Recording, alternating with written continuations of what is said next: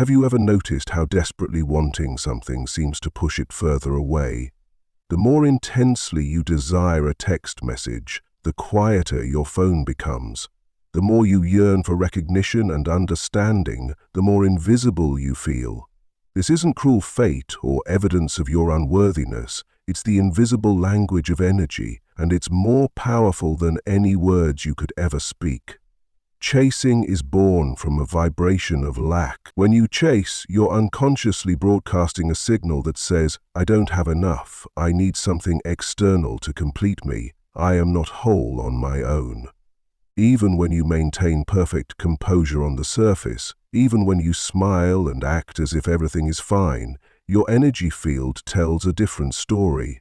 It's brutally honest in ways your words never are, and it creates a corresponding response in the world around you.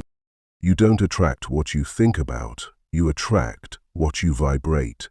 As long as your energy is running after something, desperately clinging to outcomes, you're unconsciously pushing away the very thing you desire most. This isn't about desire itself, but about the quality of energy behind that desire. When you operate from lack, you create more lack. When you emit the frequency of not enough, the universe responds with experiences that confirm exactly that. Some energies don't need to be announced, yet they transform entire rooms. A person walks in without saying a word, without performing or trying to impress, and suddenly all eyes turn toward them. Conversely, there are people who, despite their best efforts, make others feel heavy or sense something is off. This isn't found in their words or actions, it's in their energy field, and energy never lies.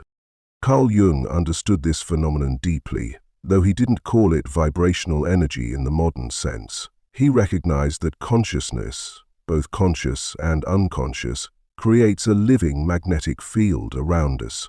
When you emit vibrations born of lack, filled with craving, control, and anxiety, you're sending a clear signal.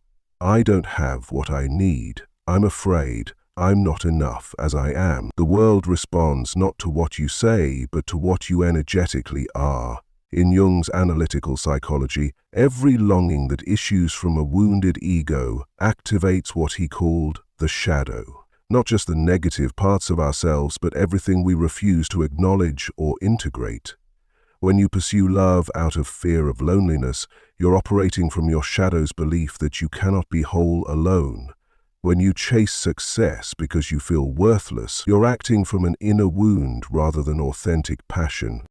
Jung called this projection, the unconscious mind casting unintegrated parts of ourselves onto the external world. He wrote that projections change the world into a replica of one's unknown face. The world doesn't reflect reality, it mirrors the unseen wounds within us. Until you make the unconscious conscious, it will direct your life, and you will call it fate. Consider Carla's story. At 34, she was an intelligent, self-aware woman who had survived a devastating breakup. She didn't run from her pain. Instead, she embarked on what seemed like a perfect healing journey. Books, meditation, therapy, journaling, rebuilding her self-esteem. On the surface, she appeared to be the ideal of a woman who had transcended her past. But something inexplicable kept happening. Each time she began a new connection, no matter how gentle and promising it seemed, the same pattern emerged. The other person would gradually become distant, the relationship would grow fragile, and eventually it would end without any clear reason. Carla couldn't understand why this kept happening despite all her inner work. The breakthrough came during an intensive therapy session when her therapist looked directly into her eyes and said, "Your energy isn't waiting for love, it's begging for confirmation." That observation struck at the very core of what all her healing efforts had missed. She hadn't truly let go. She had only done everything to prove she was worthy of love. Although her exterior had transformed, her inner energy still clung to a pattern, waiting for someone who would come to heal her, someone who would confirm that she was enough.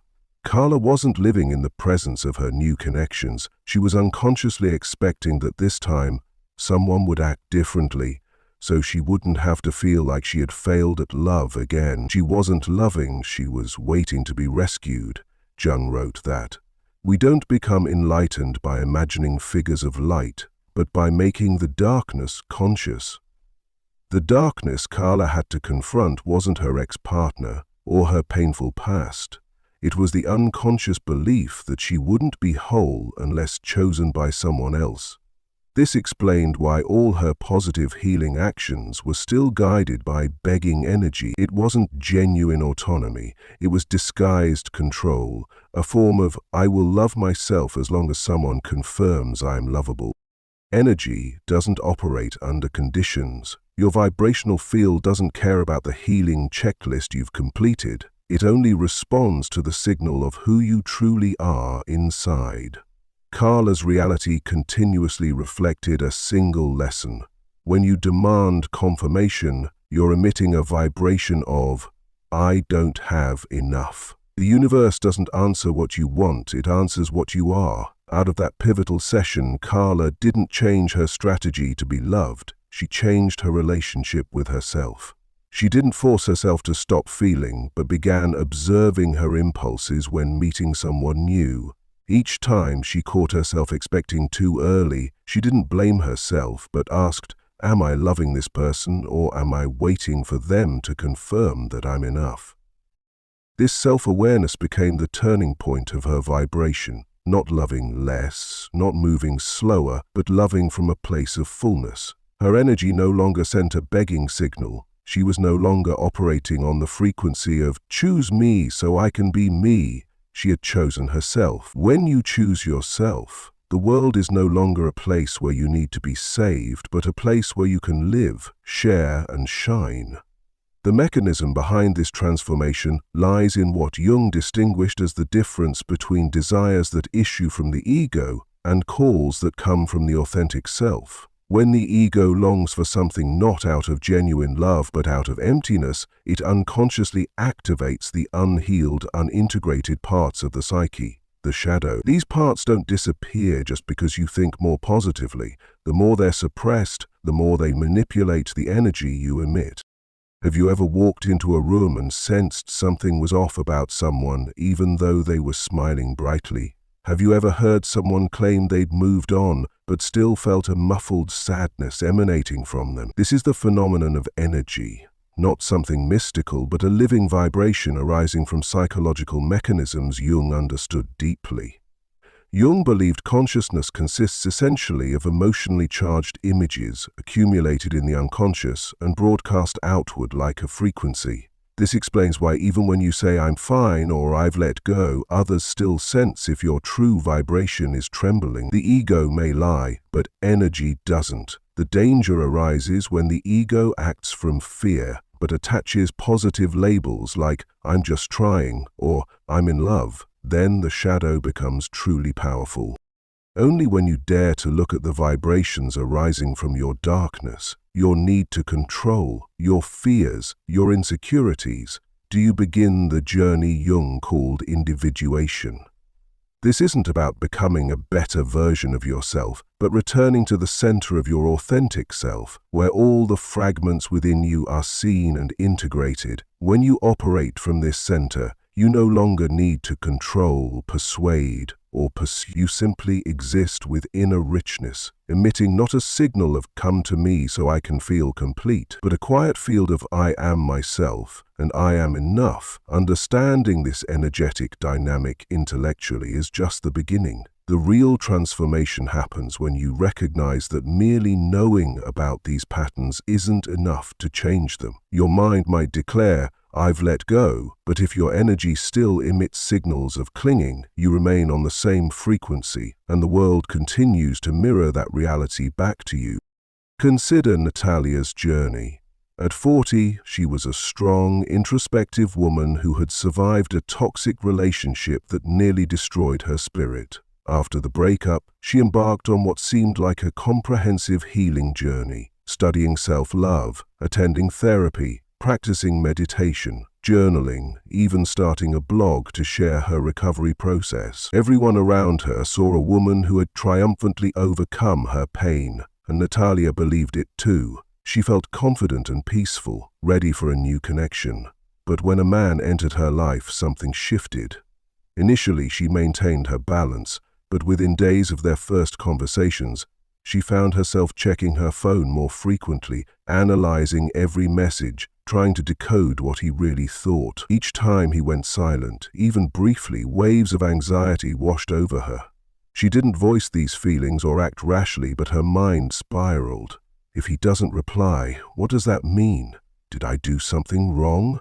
Will this end the same way as before? During a crucial therapy session, her therapist quietly observed and said, "Your mind has let go, but your energy is still holding on." Natalia was stunned. She had never imagined she could be unconsciously deceiving herself. The truth was that all her healing efforts, the meditation, the sharing, the writing, had stemmed from a drive to not be the same as before, to guarantee that next time would be different. Deep inside, her energy was still sending the old message. I need something external to make me feel safe, to ensure I won't be hurt again. Jung wrote that there is no coming to consciousness without pain. Natalia wasn't wrong to believe she had let go. She simply hadn't reached the deepest layer of truth. Her most fundamental fear was still quietly directing her energy. Unprocessed energy acts like a script that repeats in various forms. You change partners, environments, and behaviors, yet you continue to attract experiences with the same core themes: abandonment, misunderstanding, feeling insufficient. This is what Jung called the compulsion to repeat, the unconscious urge to relive unresolved experiences. He wrote that healing only happens when you dare to face the unconscious contents and integrate them into your whole being. The fact is, your vibration always speaks before your words. Others don't withdraw because you specifically lack something, but because they unconsciously sense an energy field that demands to be filled. They feel a burden you may not even recognize you're carrying. Natalia didn't utter a single plea, yet her energy field issued a clear request. Give me certainty. Ensure I won't be hurt again. When that energy emerges, love cannot flow freely. It becomes distorted, burdened with a responsibility to heal wounds that only you can address. Connection cannot grow on a foundation of energy bent by fear. The more you seek safety in others, the further you drift from your center. The transformation begins with recognizing the crucial difference between control and surrender. We often mistake control for strength, but control is actually a survival reflex of an unhealed ego. Control is a contraction of consciousness, fear wrapped in reasonable explanations, the ego trying to manage uncertainty through analysis, speculation, and intervention. Jung taught that the ego seeks to control what the soul hasn't yet integrated. When you begin a new relationship and the other person texts less for a day, you might feel compelled to do something. Send a message first, stay silent to see if they notice, ask indirect questions to gauge their state of mind. None of these actions are inherently wrong, but consider the inner state driving them. If it stems from an inability to bear uncertainty, you're not connecting, you're controlling. Jung spoke about the motive beneath behavior. When an inner situation remains unconscious, it appears outside as fate. If you don't recognize that you're governed by fear of losing control, you'll continue to attract situations that force you to control until you either exhaust yourself or awaken. You either live from your center or navigate everything from the fear of abandonment. Surrender isn't standing still waiting for miracles. Surrender is the strongest act of a consciousness at rest in itself. It's when you no longer need to force reality to follow your ego's script, when you trust that what belongs to you arrives without effort, and what doesn't belong only brings pain when forcibly held. But surrender doesn't mean disappearing or becoming passive. This brings us to what Jung called the true center of spiritual life, the power of presence. If control is action born of fear, presence is holistic being that arises not from doing, but from an inner state of grounded calm that demands nothing from the world. It's energy that doesn't chase, doesn't defend, doesn't seek affirmation. It simply is. Presence isn't measured by meditation minutes or moments of silence. It's the living energy field you emit when your mind, emotions, and body no longer race toward the future or recoil into the past. It's being truly here, not occupied by worry, expectation, or hidden fear. Jung wrote that freedom stretches only as far as the limits of our consciousness. If you're not fully present, you're still living within the unconscious sphere of control, where your energy reacts instead of choosing. Think of someone whose mere presence brought you comfort, safety, or renewed vitality. They might not have been strikingly attractive, talkative, or eager to prove anything, yet they emanated completeness. That's the power of presence. No performance, no tactics, yet their energy shifted the entire space around them. Presence comes from what Jung called individuation, the journey through layers of illusion, wounds, and unconscious reflexes until nothing remains but unconditional presence. He wrote that the self is a union of opposites par excellence. Only when you stop striving to become something more, smarter, more likable, more independent, can you begin to be fully present as your complete, undivided self. This leads to the practice of vibrational detachment, not coldness, but the highest commitment that you won't betray yourself to maintain unhealthy connections. Vibrational detachment begins by noticing subtle signs that you're pursuing from an energy of lack. You might feel unable to bear moments of silence in relationships, with each minute without a reply sending your mind into chaos. That's not your true nature. That's the frequency of lack hijacking your system. Jung warned that an activated complex puts us momentarily under the control of an autonomous personality. Our unhealed wounds take over our actions while we believe we're reacting reasonably. If you find yourself easily triggered, unable to wait, constantly needing explanations to steady your emotions, you're likely communicating through the vibration of lack rather than love. The path forward lies in learning to stop the moment impulses arise. The moment you want to send an unnecessary message, the moment you feel compelled to do something to hold the connection. Jung pointed out that in each of us lives someone we don't know, who speaks to us in dreams, showing us how differently they see us from how we see ourselves. When you pause, you begin to listen to that deeper part that needs no control or reaction, only presence. Begin with small steps. When restlessness arises, do nothing for the first 3 minutes. Just breathe. Don't touch your phone or seek distractions. Ask yourself whether you want to act from presence or from fear. Create daily spaces of silence. Even 10 minutes with no screens, no one else, just you and your breath. In that space, whisper, "I don't chase. I don't cling. I am present." When you stop chasing, not only in action but in unconscious vibration, you no longer run toward what you want. You remain in your truth. From that still point, you emit an irresistible field, a silence full of attraction, a state of ease that allows what doesn't fit to fall away and what belongs to come naturally. You don't need to become someone else. You only need to return to the center of yourself. Let stillness speak for you. Let your energy radiate before you enter a room. Let the fullness within be the unspoken call the world cannot ignore. You no longer need to be chosen because you have chosen yourself. And that vibration, that energy of wholeness, presence, and self-acceptance cannot be resisted. It doesn't chase because it doesn't need to. It simply is. And in that being, it becomes magnetic in the truest sense.